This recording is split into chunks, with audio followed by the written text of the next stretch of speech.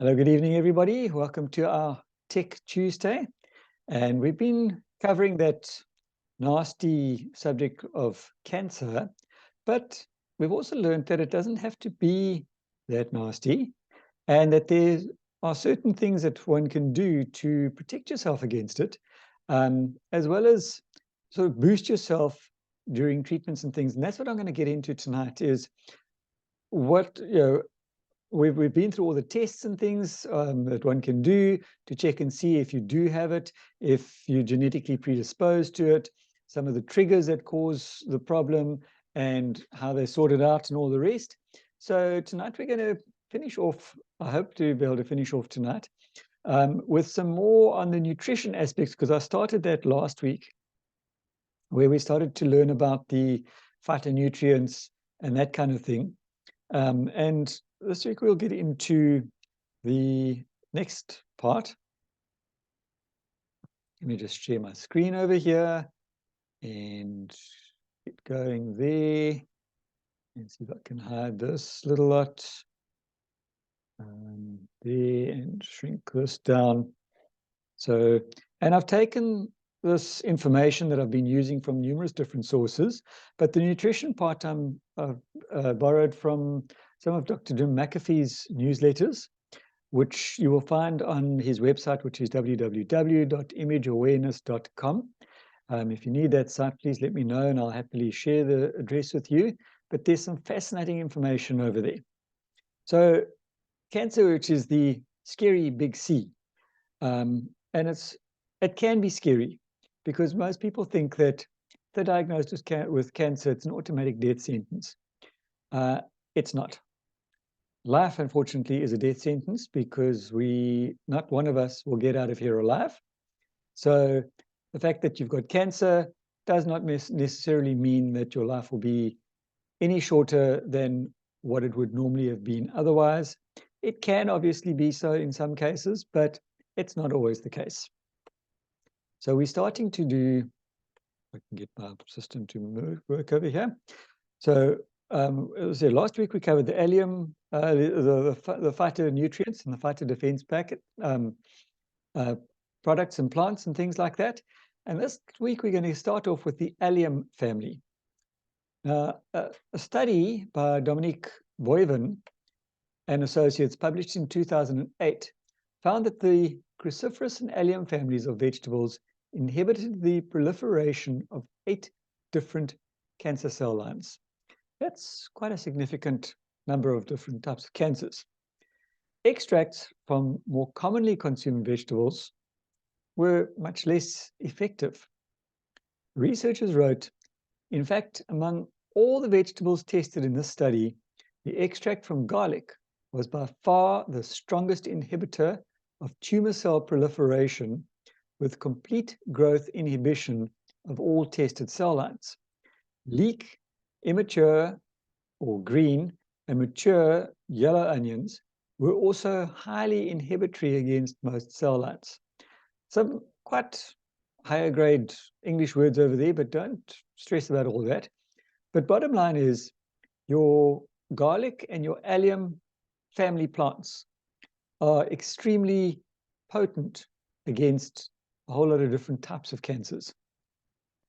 The anti-proliferative effect, in other words, the effect that prevents the cancer from spreading of these vegetables, was specific to cancerous cells and had little effect on normal cells. The anti-cancer effect was also not solely dependent upon the antioxidant properties of the vegetables. The researchers concluded the inclusion of cruciferous and allium vegetables in the diet is essential for effective dietary-based chemopreventive strategies. And that is some of what Dr. Arthur First worked on as well during his research. Allicin is released in garlic when it is crushed and allowed to sit for a while. And allicin is the smelly part. That's the part that puts a lot of people off eating garlic because of your classic garlic breath. And in some of the commercial supplements out there, you have deodorized garlic. Well, deodorized garlic is a complete and total waste of time and money, because the active ingredient, which is the allicin, has been removed. So quite honestly, you are getting a placebo. You're not actually getting garlic. The enzyme which creates allicin is destroyed by heat. So when you cook garlic, you do tend to destroy quite a bit of the active ingredient. So when people say to you, oh, but I cook with garlic every day, that's great, but you're not getting the full effect. So ideally, garlic should actually be added after the cooking. To obtain maximum allicin value from garlic, crush or mince the garlic, set it aside, and allow it to stand for 10 minutes before using it in cooking. So some of the cruciferous vegetables, which include things like broccoli, Brussels sprouts, cauliflower, radishes, etc. When you look at that group, how many of those things do you eat on a regular basis? I know for myself, I will eat probably about 3 of those things relatively regularly.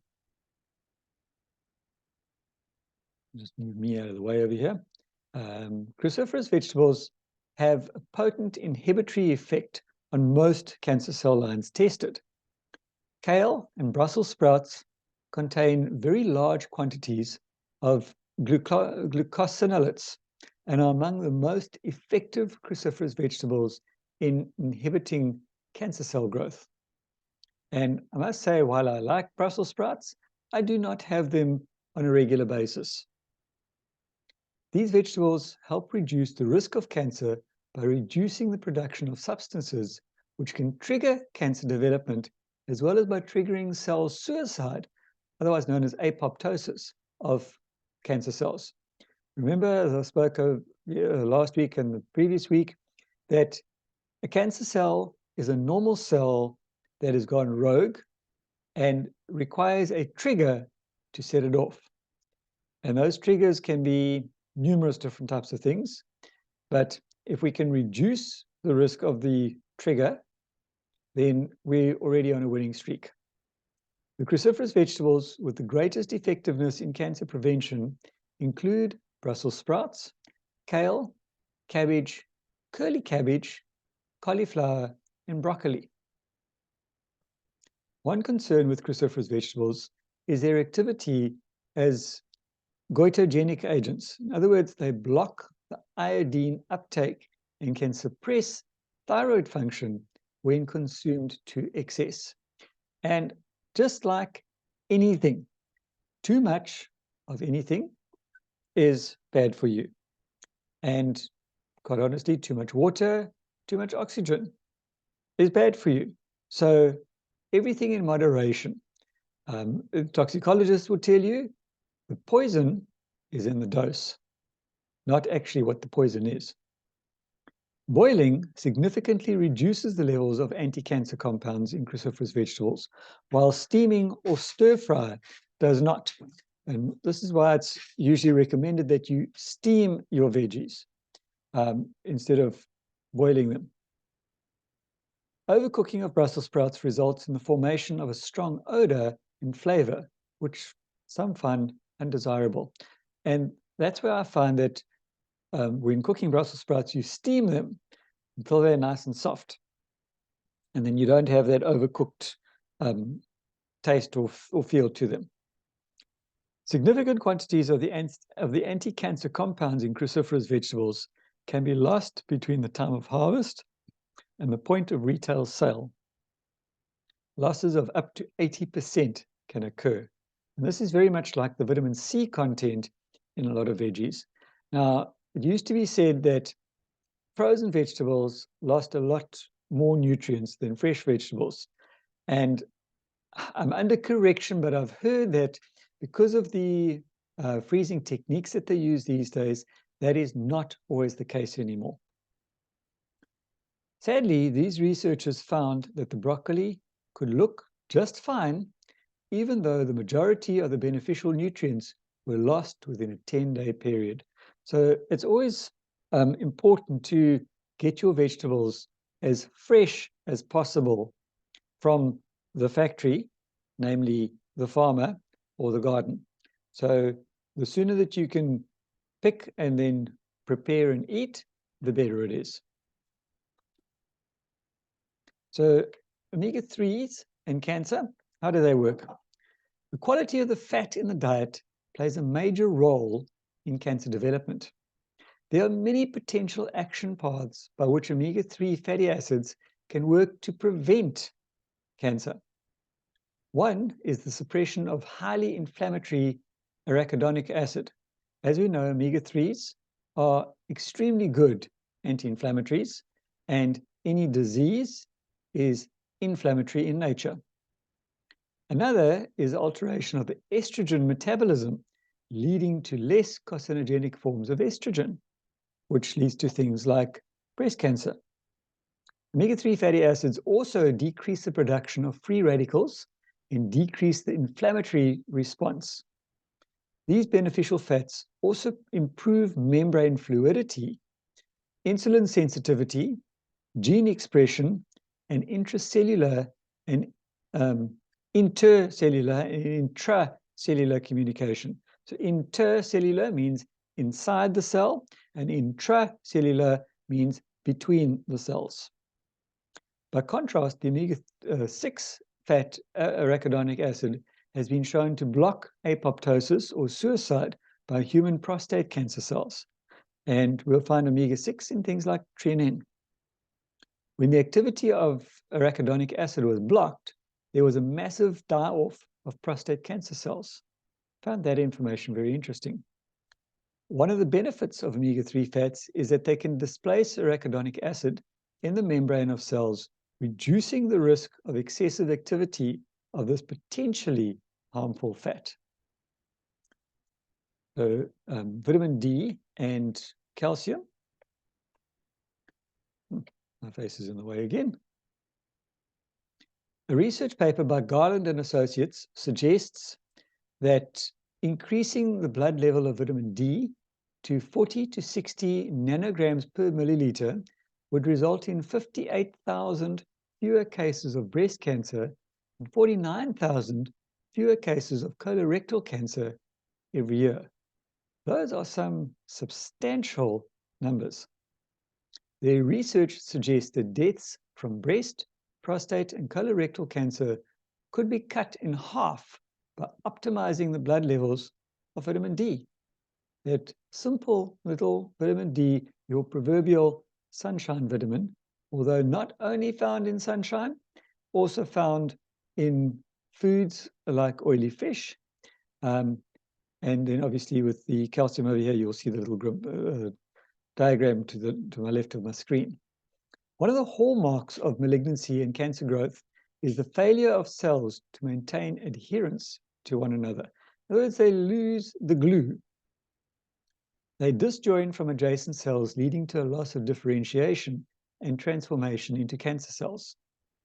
Thus, a breast cell separates from other breast cells, loses the characteristics of these cells, and is transformed into a cancer cell. Remember what I said previously?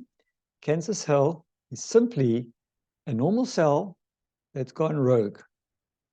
All it needs is the trigger. As long as cells are in direct contact with adjacent cells, their growth is inhibited. Vitamin D proves to be a key player in this important function. Now, I can liken this to Velcro. I work with Velcro on a daily basis because in the orthopedic world, pretty much everything has got Velcro. And I always say to my patients, I love Velcro and I hate Velcro because it works. When it works extremely effectively. So if you've got sufficient vitamin D, you're going to have a really good sticking Velcro. But with continual use, that Velcro starts to lose its grip. And sometimes you can get to the stage where you fasten a strap and there's no grip anymore. So your brace no longer fits comfortably anymore. And I do see that from time to time. So the Velcro is still there, it's just lost its grip. Same as this, you don't have sufficient vitamin D. The cells are still there, but they've lost their grip on each other and they go off walkabout. Vitamin D works with calcium to maintain adherence of one cell to another, which is why in our supplement we have calcium and vitamin D and magnesium. One study looked at cancers of the breast, colon, lung, and blood cells. One group of women received 1,400 milligrams of calcium and 1,000 IU of vitamin D. The cancer survival at a 4-year follow-up was 60% higher among women who were supplemented than among those who were not. Again, a substantial figure. The combination of the two nutrients worked better than either nutrient alone. And it's just like if you have colds or flu, I've used vitamin C on its own, I've used zinc on its own, but when you combine the two, you have a much more potent result. And I've discovered now, you add in vitamin D, and, well, you've got a nuclear bomb over there.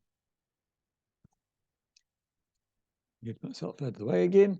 Most of the calcium in the body is in the bones, but it's the calcium outside of the cells, in other words, extracellular, which is most important in cancer prevention. Lowering the external concentrations of calcium has been shown to lead to hyperproliferation and poor differentiation of cells, predisposing them to cancer development. In other words, there's a lot more cell growth, and they differentiate. They not very well differentiated, so you can't tell the difference very easily between the different types of cells, cancer or normal. If caught before this process has gone too far, normal cell function and differentiation can usually be restored by returning the extracellular calcium concentration to normal. And we thought we took calcium to keep the bone strong.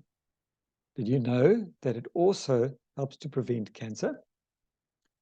Newmark and Associates note that their average intake of calcium by adults in the United States is only 500 to 600 milligrams a day. And what did we see in the previous slide? 1,400 milligrams a day.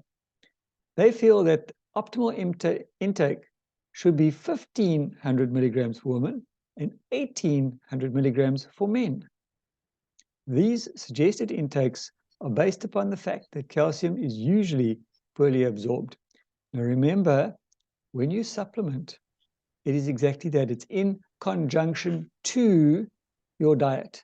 So you don't need to take a 1,500 milligram or 1,800 milligram supplement.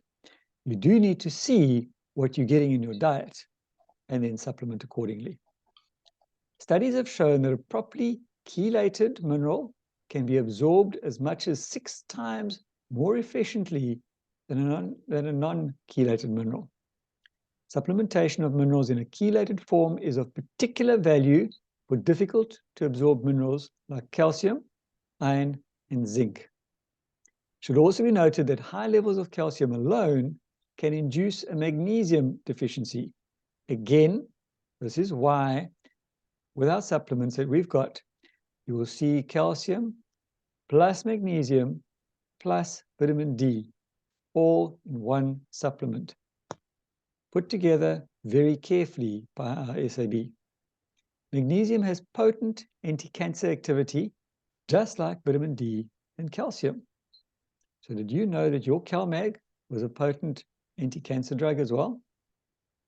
Increasing magnesium intake was shown to reduce the risk of colorectal cancer in women by about 40% in one fairly recent study.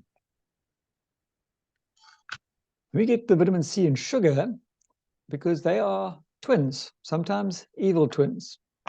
Most life on Earth manufactures its own vitamin C from glucose or sugar. A few creatures like man, apes, and guinea pig, and a fruit-eating bat do not synthesize their own vitamin C. In other words, they've got to get it from a food source.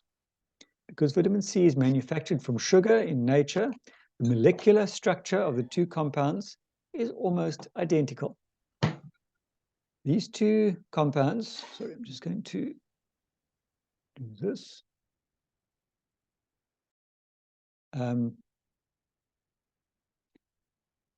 These two compounds are transported about the body by the same mechanism. They also compete with one another for transport. Thus, if the intake of sugar is high, as it is in most Western diets, tissue levels of vitamin C can be depressed. Cancer cells love sugar and greedily take it up.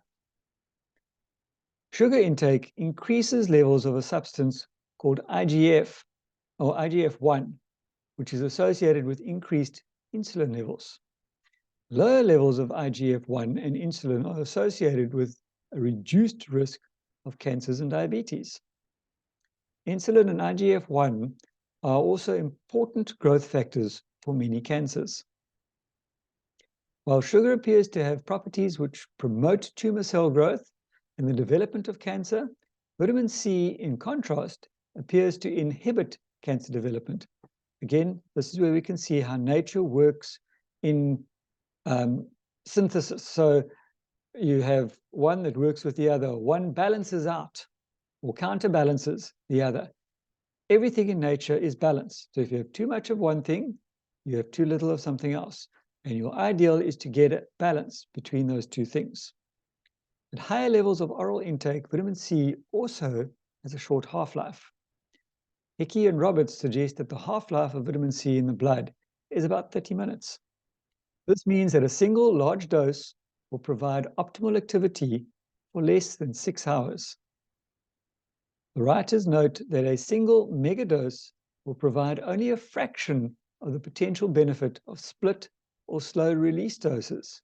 So don't take, people often say, oh, no, I take my vitamin C, I take 1,000 milligrams a day, but they take it in one dose, when they should be taking it in smaller doses spread throughout the day or every 3 hours at least, if they're not taking a sustained release version.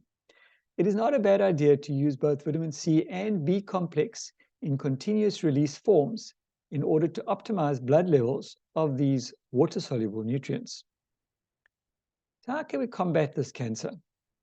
To successfully address cancer, one must consider how to enhance the immune function, how to reduce inflammation in the body, how to prevent cancers from recruiting a blood supply, how to deprive cancer cells of glucose, and how to preserve the health of the mitochondria where energy is produced in the cells by avoiding exposure to toxins. Sounds like quite a complex system.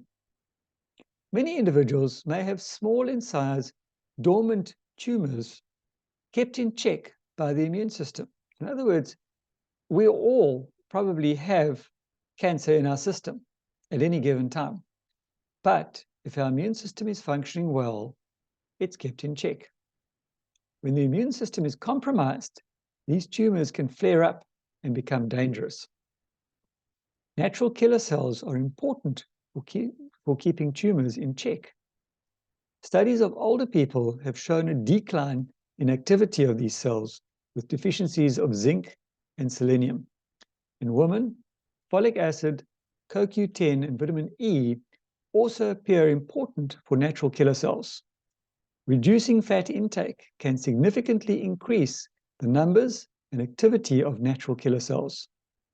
Those with unregulated blood sugar, such as diabetics and pre-diabetics, have lower natural killer cell activity. Sanchez and associates found that sugars did not decrease numbers of white blood cells, but substantially decreased their activity for up to 5 hours after sugar was consumed. In other words, the white blood cells are still there, they just have their hands tied, for want of any better terminology.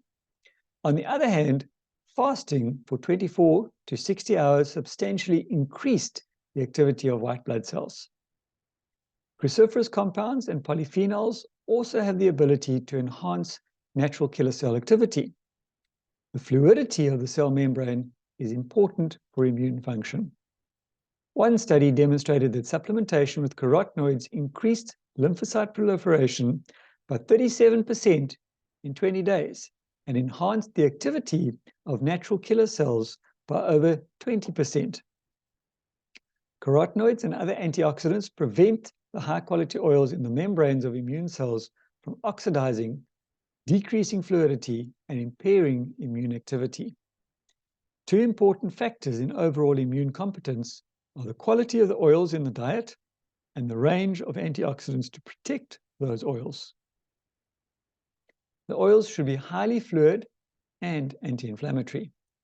The most important antioxidants are those that protect lipid membranes, such as carotenoids and vitamin E.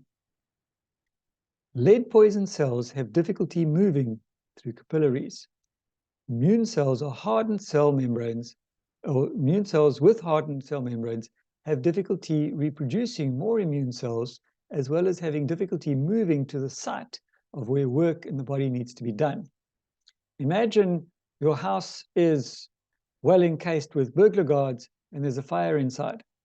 Fire department can't get in through the burglar guards. And this is pretty much the same thing of what happens. Inflammation is a non-specific response to cell damage. Normally, when there is an overproduction of cells, a process called apoptosis or cell suicide is triggered.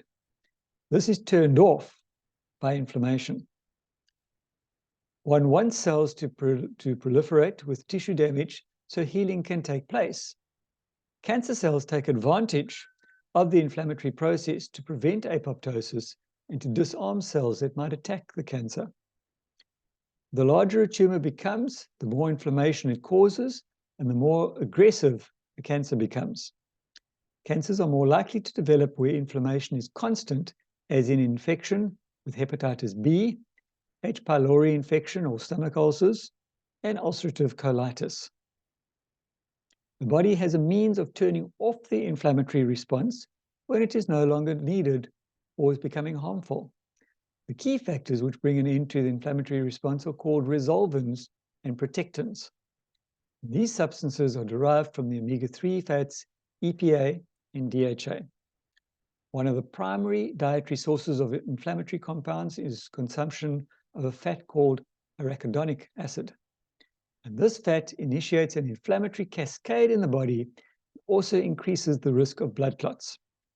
Adequate quantities of both EPA and DHA are necessary for the full complement of anti-inflammatory compounds to be produced, resulting in the resolution of an inflammatory response. Each of these fats results in a different family of inflammation-resolving compounds. Another common source of inflammation is the high-fat, high-sugar diet common to many individuals. Think about our SAD diet, the standard American diet. This is why cancer is becoming so common these days. Low-fat, low-sugar meals and probiotic supplementation offer the promise of reducing levels of these internally produced toxins, reducing inflammation, and the risk of diabetes and cancer. Cancer cells are hungry cells, and cutting off the blood supply to a tumor is a major roadblock to the development of the cancer. Metastases, cancer cells, these are cancer cells that spread to new locations, must also recruit blood vessels to be viable. Large primary tumors inhibit the growth of secondary tumors by producing angiostatin, which blocks the formation of blood vessels to nourish these remote cancers or metastases. This is why secondary tumors often start growing when a primary tumor is removed. Numerous studies have been done on foods, juices, and extracts that inhibit cancer growth. Among the most inhibitory of cancer growth in some studies are allium vegetables like garlic, leeks, scallions, and onions. Cruciferous vegetables such as broccoli, Brussels sprouts, cabbage, and cauliflower are also very powerful.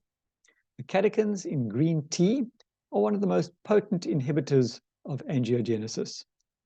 Similar inhibitory compounds have been found in edible berries and pomegranates, and a number of carotenoids have also been shown to inhibit cancer growth. Fish are generally a good source of anti-inflammatory omega-3 fatty acids, including EPA and DHA. Generally, farmed fish have lower levels than wild-caught fish. It is important to realize that the type of fat accumulating in the body of an animal or human being is dependent upon the diet. Diets high in corn tend to result in production of inflammatory fat. Sugars feed cancer. At a minimum, glycemic load of foods should be below 11, and the glycemic index should be below 55. Abnormalities of blood sugar metabolism and total intake of sugars are both related to increased risk of cancer. Intake of sugar in liquid form, as with sodas, is a major risk. A review of the relationship between diabetes and cancer concluded in one study with the observation that epidemiologic evidence suggests that individuals with diabetes are at significantly higher risk for many forms of cancer. To minimize the risk of cancer, it is important to consume pure drinking water and to consume foods as free as possible of chemicals. The only way to be assured of safe drinking water is to obtain a purification or distillation unit at the tap. Chlorine alone is associated with increased risk of bladder cancer. Let's see if I can get through this very quickly. Total nutritional support in the form of correct diet, supplements, antioxidants, and prostaglandin precursors is needed to mitigate the damaging effects of radiation and/or surgery. Cancers are major parasites that drain nutrient reserves from the host, causing much lean tissue wasting and weight loss.